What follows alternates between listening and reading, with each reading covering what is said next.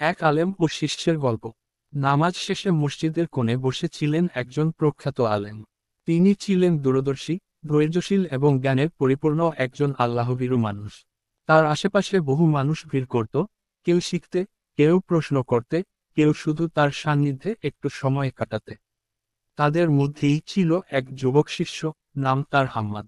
সে ছিল অত্যন্ত জিজ্ঞাসু প্রকৃতির, প্রতিটি বিষয়ে প্রশ্ন করত, বুঝতে চেষ্টাও করত মন প্রাণ দিয়ে।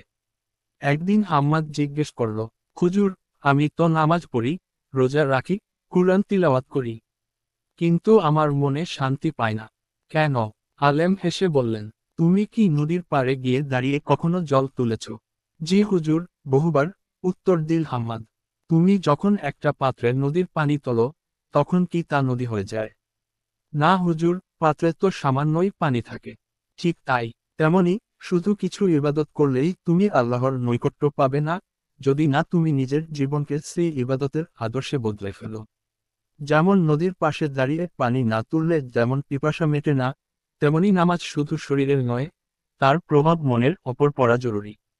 হাম্মাদ চুপ করে শুনে গেল। একদিন আলেম তাকে নিয়ে শহরের বাইরে একটা পুরনো কুয়োর পাশে গেলেন। কুয়োটি এখনো শুকায়নি, তবে মাটি আর ধুলায় ঢাকা। হুজুর বললেন, এই কুয়ো থেকে এক সময় লোকজন পানি নিত, এখন আর কেউ আসে না।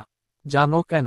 হাম্মাদ বলল, সম্ভবত কুয়োর পানি নোংরা হয়ে গেছে বা মানুষ ভুলে গেছে। আলেম বললেন, ঠিক বলেছ। মানুষের হৃদয়ও এমনই, যখন তাতে আল্লাহর স্মরণ থাকে না, তখন তা শুকিয়ে যায়। বাইরের ধোঁকা, গুনাহ, অহংকার, হিংসা, সবকিছু জমে যায় হৃদয়ে। তখন সে কুয়োর মতো অচল হয়ে পড়ে। হাম্মাদ ধীরে ধীরে উপলব্ধি করতে লাগল। একদিন রাতে হুজুর ঘুম থেকে উঠিয়ে দিলেন হাম্মাদকে। তখনও রাতের অন্ধকার গভীর। চলো, বললেন হুজুর, আজ তোমায় কিছু দেখাতে হবে।